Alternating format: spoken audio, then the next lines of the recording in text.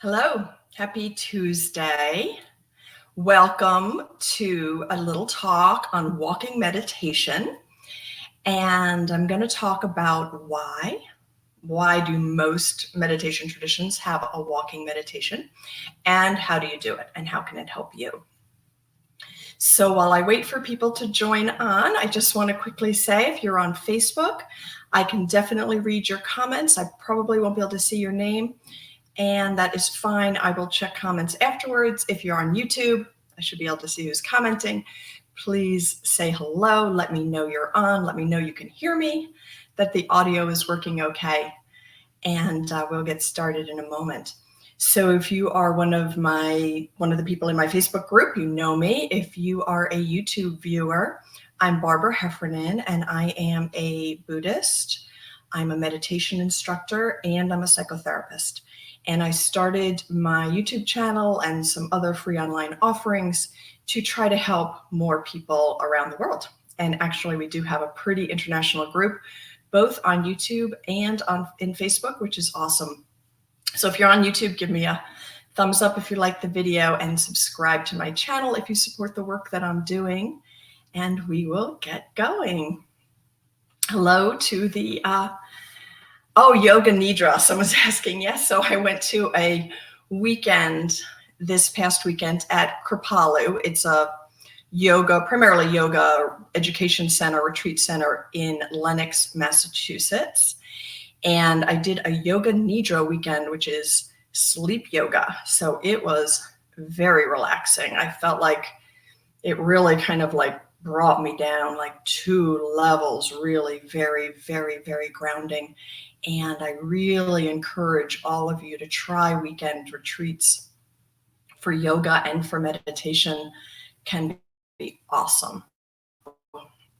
Yeah, if you have more questions about that, let me know, and I can always do a live on doing retreats. I have done retreats from weekend retreats to 10-day retreats, some completely in silence, some with talking, some meditating from basically 4 in the morning till 10 at night, and some much less intense. So I've done a bunch of different ones, and I also highly recommend those. Hello, Jackie. How are you? Hello, everybody else on Facebook. So let's get started. If you could let me know, if you're listening, that whether you have done walking meditation, and you could just say never, a little, or a lot. And that would be really helpful for me as I'm talking about it, because I'll know who's listening. But almost all meditation traditions have a walking meditation piece. So why? Why is that necessary? And one thing I will say is that if you are in sitting meditation for a long period of time, you get very, very stiff. So being able to alternate between sitting meditation and walking meditation is really helpful to be able to maintain that meditative state and yet give your body a little bit of a break, because sitting in a meditation posture still really can be very hard on the body. So that is one big reason for walking meditation, is to sort of give yourself a little bit of movement and a little bit of a break. But the bigger reason for walking meditation is that we don't meditate to withdraw from the world. We don't meditate to block things out. We meditate to learn to be mindful and present with exactly what is happening, with exactly what is going on. And walking meditation can be kind of a bridge between the sitting in silence and still and the beginning to move through the world. So we're going to do like a 2-minute sitting meditation, and then I will give some instructions on walking posture and what you focus on in walking meditation. And we'll do about 5 minutes of walking meditation together. So this live won't go longer than 20 minutes. So I really encourage you to give yourself a break right now. Close out other tabs. If you have other tabs open, turn your phone off if you can, and sort of take a deep breath and relax into the moment of learning a new mindfulness technique. So I see people are commenting. Many have never done walking meditation. Terrific. So hopefully this will be super helpful for you. So whether you are, and by the way, I'm in a different location than normal. This is my finished attic, and I host a very small meditation group. Primarily, it's personal support for my practice, to be honest, with some other meditators that I've known for a while. And so we use this space, which is awesome to have. And so that's where I am right now. So you don't need a ton of space for either sitting or walking meditation. You certainly don't need a whole room. And this is a multi-use room, by the way. We also exercise here. And when we have grandchildren in a few years, we will also use this as a playroom. So you don't need a ton of space to either do sitting or do walking meditation. So wherever you are right now, whether you're at your chair, at a desk, or a cushion on the floor, or however it is that you like to sit, let's just take a couple of deep breaths, really come into the moment.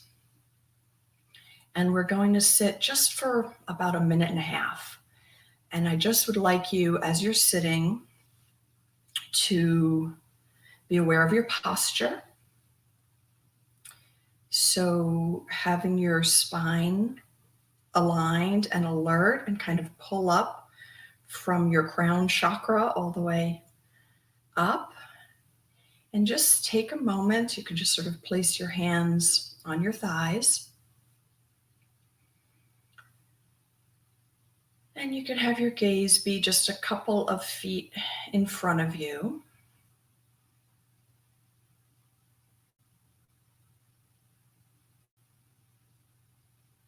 And you can take a deep breath as you sort of settle in,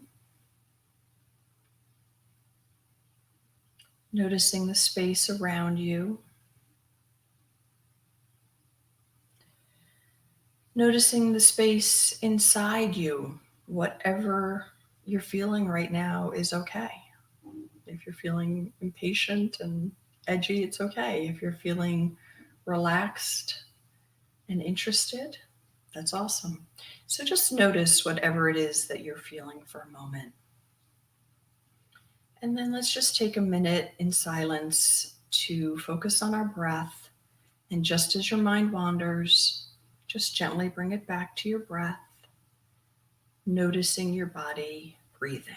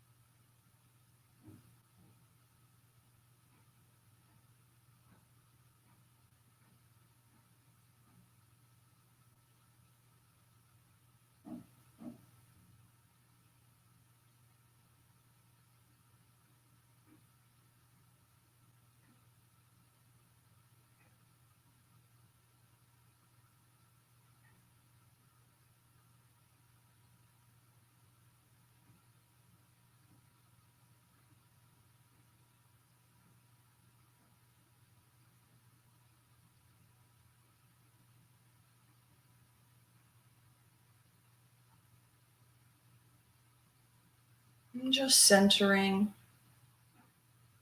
noticing your breath.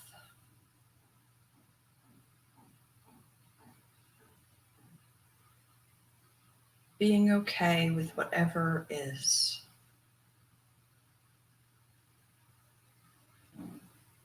The non-judgmental awareness of what is without putting a lot of judgment on it. And just keep sitting and focusing on your breath. I'm going to stand and move my screen slightly.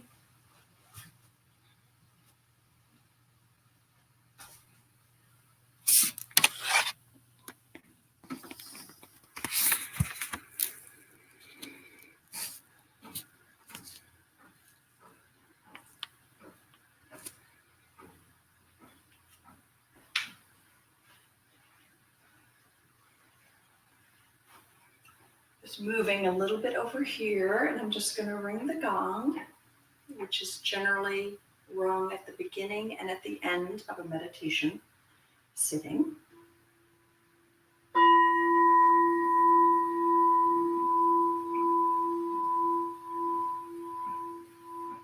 And then let's stand, and I will demonstrate some posture.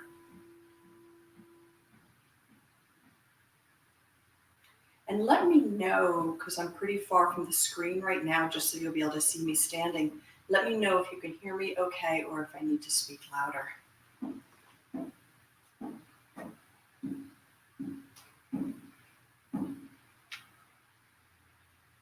So if you go to a meditation center, which I definitely would recommend finding a center near you and just trying it out. And I know it's awkward to do that when you don't know what the ritual will be, what the format will be, but almost always there's somebody to greet you at the door, and they'll say, is this your first time? And then they will be really happy to walk you through, because it's actually seen as quite an honor at different meditation centers to be allowed to be the person who's the greeter.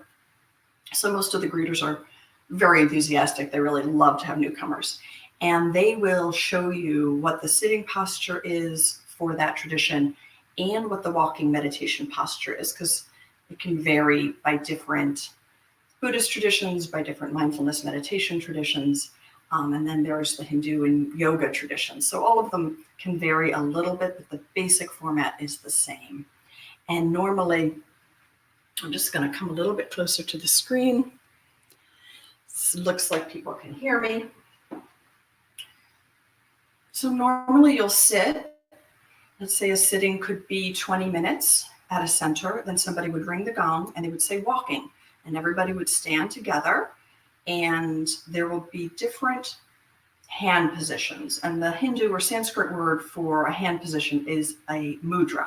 So I'm going to teach you one mudra, which you can use. And it's basically, again, I'll come a little closer to the screen, to take your left hand, tuck your thumb in, and close your fingers around your thumb. And then the right hand comes kind of comforting around that. So if you can see how I did that. And then pull it into your center. And so that would be the hand position. And you want to make sure that your shoulders are dropped so that you are, again, relaxed but alert. Relaxed but alert is a key phrase to keep in mind when you are meditating. And it's also a state that most of us are not used to being in. We're used to being like relaxed, we fall asleep, or alert, we're hyper. So that state of being relaxed but alert, which is actually where we think best, function best, can be in relationship best. So relaxed but alert, standing straight, again, pulling up from the crown of the head, left hand mudra, pull it in, waist height. And the instruction for walking meditation is to basically bring your concentration to your feet and feel your feet on the ground, and an awareness of your legs moving through space, an awareness of your foot on the floor. And same as when you concentrate on the breath in sitting meditation, you will be concentrating on the feeling of your feet on the floor. And every time your mind wanders, which it will, you just bring it back to your legs moving through space and your feet on the floor. So let's try it for a couple of minutes. I'm going to be quiet and you can sort of watch my rhythm. I'm going to back up. And as I said, you don't need a ton of space to do this. I'm going to be walking in a space that's probably 9 feet by 4 feet. But really, you can also just walk back and forth. So I will ring the gong again and then just start a very sort of slow walk, bringing my concentration as clearly to my feet, as much to my feet as I can. And every time my mind wanders, just bringing my concentration back to my feet. So hopefully you're trying this with me, and then you can ask me some questions when we end it.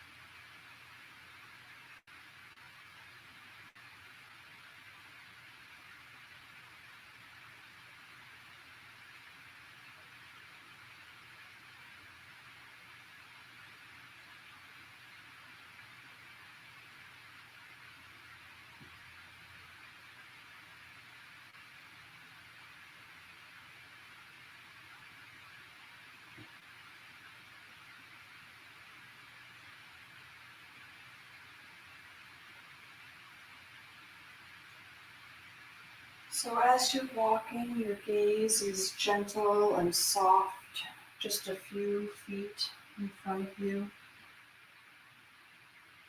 Not trying to focus on anything, but not trying to not focus on anything.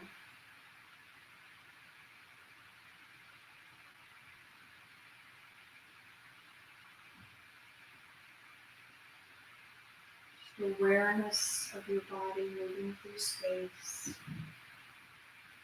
Awareness of your feet on the floor.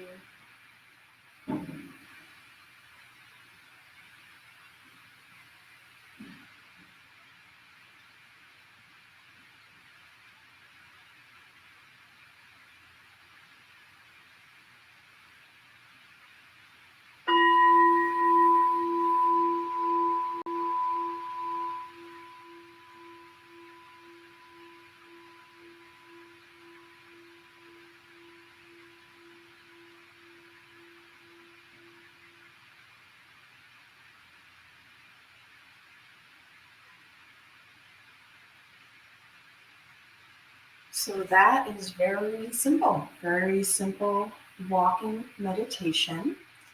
Please, any questions that came up for you or any comments about that experience? I know it was very, very short, and I would encourage you to try this for about a 10-minute period. So just set your timer and see what happens if you spend 10 minutes walking in a slow meditative way. Walking meditation is also awesome to do outside. It's really a great environment to do walking meditation. And I would have tried to do it outside today, even though I'm on screen. But one of my neighbors is doing construction, and so there was a lot of banging and it's a little bit windy. But when you walk outside, feel free to let all the sensory information in. Well, when you walk inside too, but outside you can feel the air, you can feel the birds, you can hear. Our senses don't close when we're meditating. Our senses are always open. So letting the sensory information just wash over you, yet bringing your concentration back to your feet. So it's really a practice of getting away from the constant stream of judging that we do in our heads of like, oh, those are birds. I really like that sound. Oh, those are, that's pretty. Oh, I don't like that smell. Oh, I like this. I don't like that. So trying to just let go of judging mind and being in the moment. So that is true for both sitting and walking meditation. So I'm going to come a little closer to the screen again.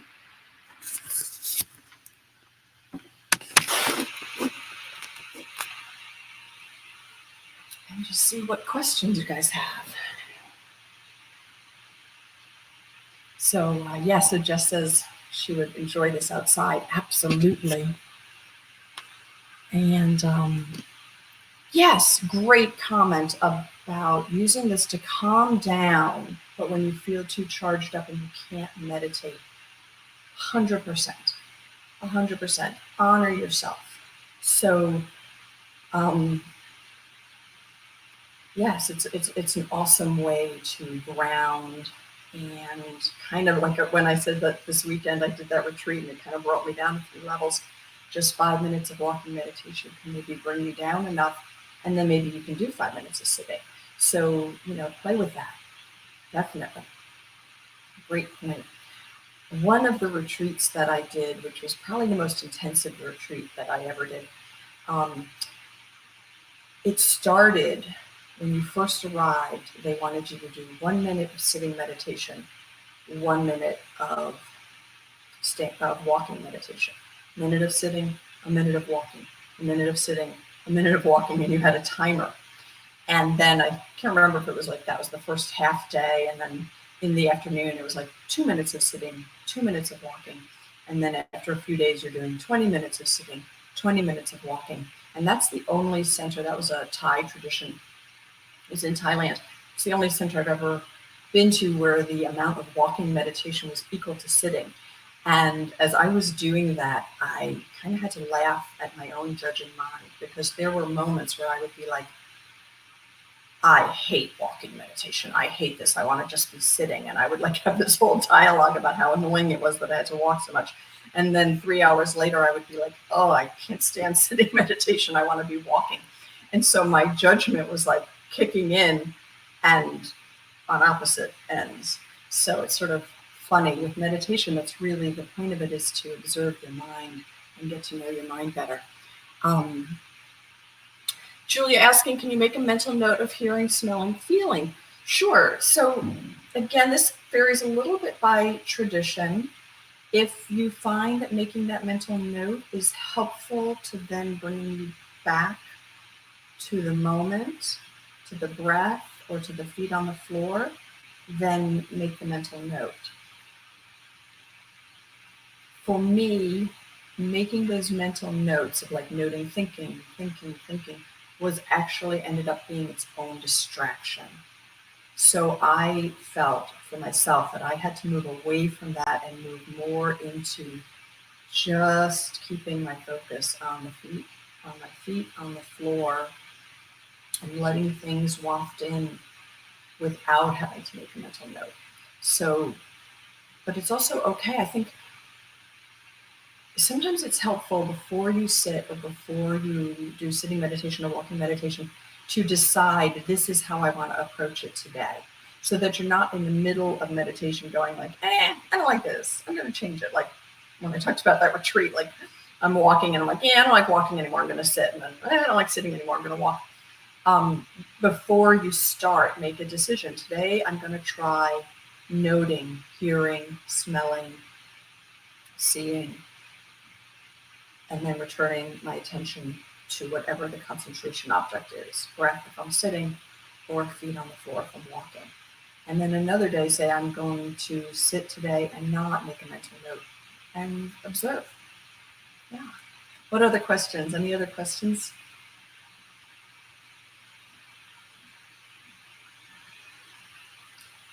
I definitely want to encourage everybody to really make an effort to practice meditation. In my experience, it is one of the most powerful, transformative experiences but it is difficult. It's really not easy to do it on your own. So that's one reason I'm offering these, semi-group settings to do it online.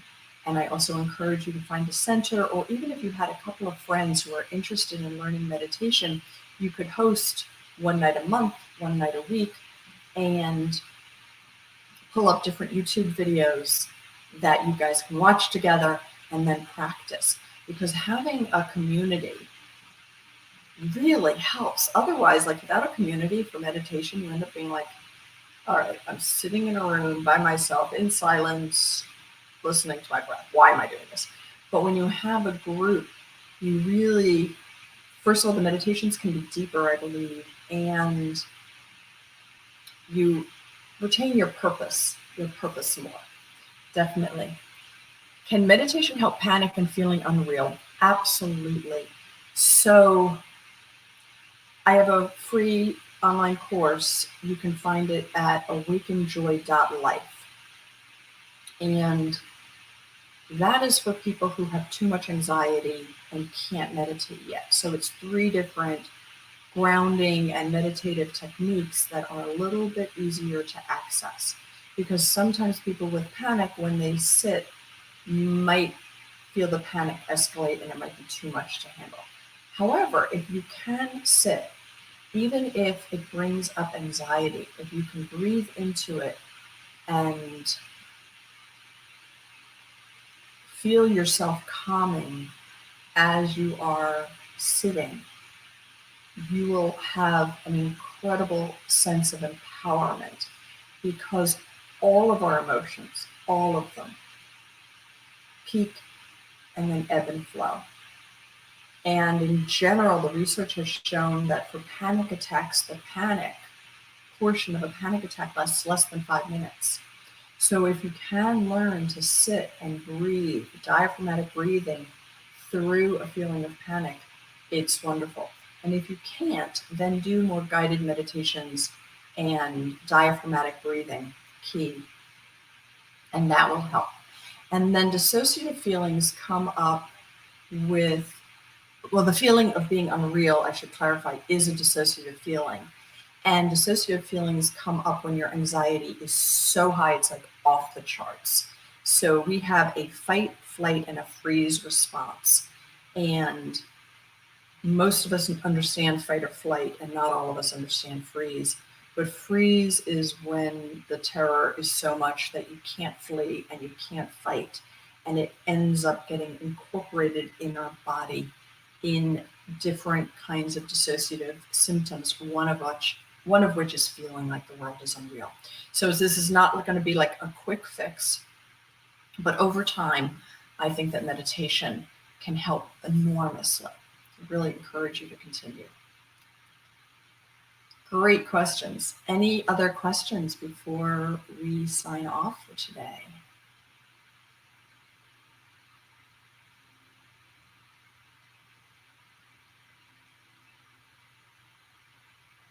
So again, for my YouTube viewers, I have a free Facebook group.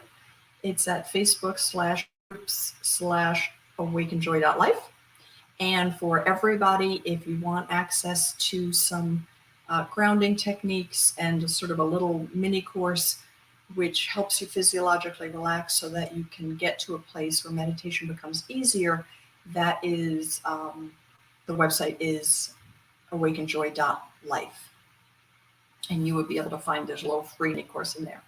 So thank you guys. I'm so grateful that you showed up today. I hope this was useful. Share it with somebody if you think somebody else you know might benefit from it. And I really look forward to the next time. Bye-bye. Thank you.